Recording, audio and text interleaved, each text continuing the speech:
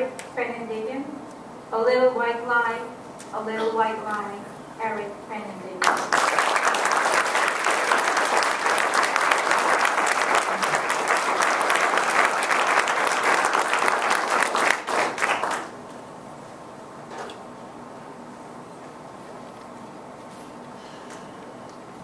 It was just one of those days. You ever have those mornings where nothing's clicking for you? You spill coffee on your shirt, you catch all the red lights going to work, and then there's that one thing that just ruins your whole day? And I'm Toastmaster, fellow Toastmasters, and our guests. Not too long ago, I had my one thing. In case you're wondering, it wasn't having to take the prostate exam, or having to go to jury duty. It was being subjected to the modern instrument of torture, the dreaded lie detector machine. Yeah, I had to take it for work. For those of you that haven't had the pleasure of being hooked up to one of these things, consider yourself lucky. Because as bad as the test is, it's the moments before that are even worse. Let me paint the picture for you. Imagine, if you will, you're brought into a room with no windows.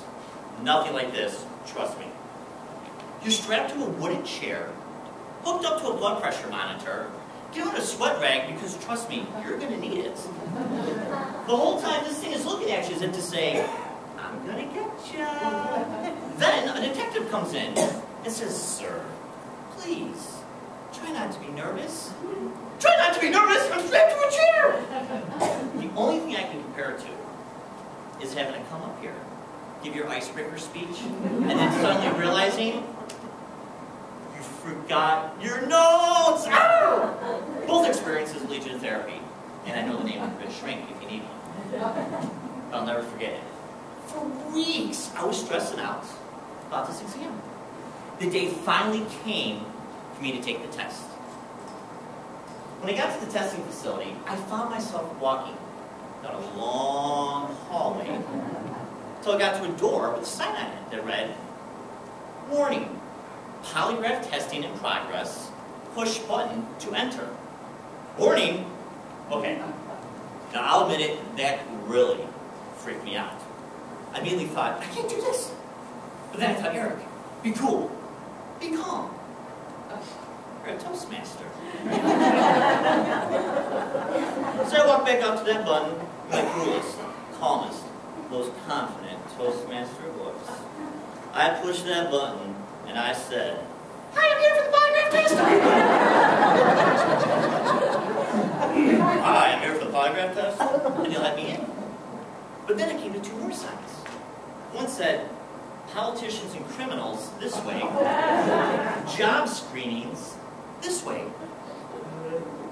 I don't want to join the Illinois governors. I'll go to my job screening. But here's my question. Why do we need these things anyways? I mean, everyone lies, right? Just thinking, Eric, don't be looking at me. But I'll prove it to you.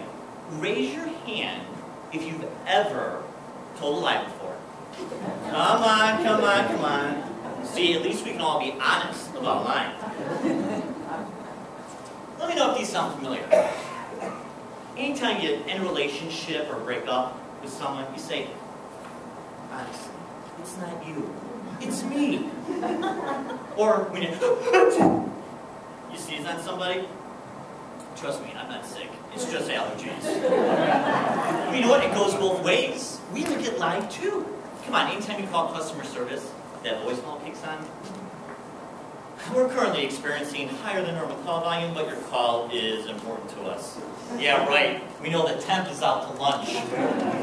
Or when you go to the doctor's office, they put you in that room, the nurse comes in. The doctor will be right in to see you when pigs fly. You're going to be in that room so long that your insurance policy is going to expire.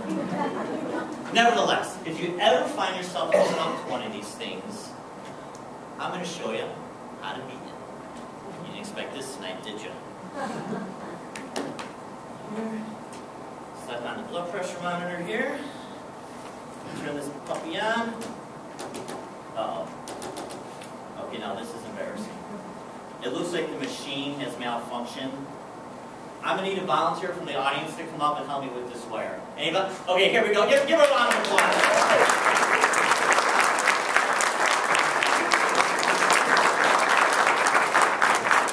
Actually, we'll swing this around here. Put your ringer. That'll work just fine.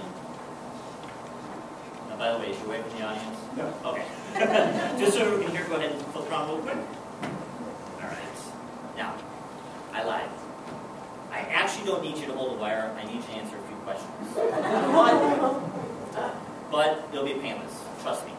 You do trust me, don't you? Yes. Okay. You try not. You're a Toastmaster. You try not to be nervous. Okay, just put your finger right here. Oh, no, just kidding. Okay. Now, the first two questions I want you to answer honestly when you hear this sound. What is your first name? Barry. So far, so good. And the town that you live in. Chicago. Okay, so we passed that part. Things working fine. Now these are the dishonest questions. So I want you to answer yes. Are you 7 feet tall? Yes. Okay, you can hear that noise. We're working well so far. Did you once beat Michael Jordan in a game of one-on-one? Yes. Okay, all right. So far so good. Now here's the control question. This is going to determine if this is working or not. This is the funniest speech you've ever heard, and I'm going to win this contest. Absolutely. All right, let's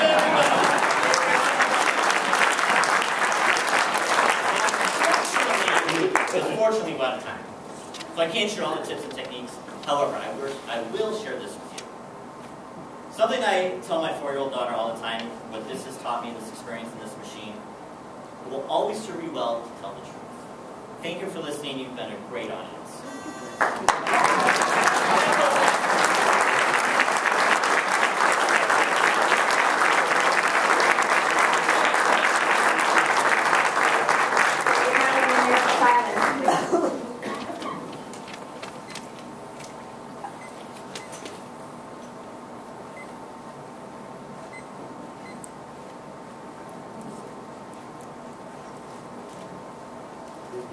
We need to know purpose.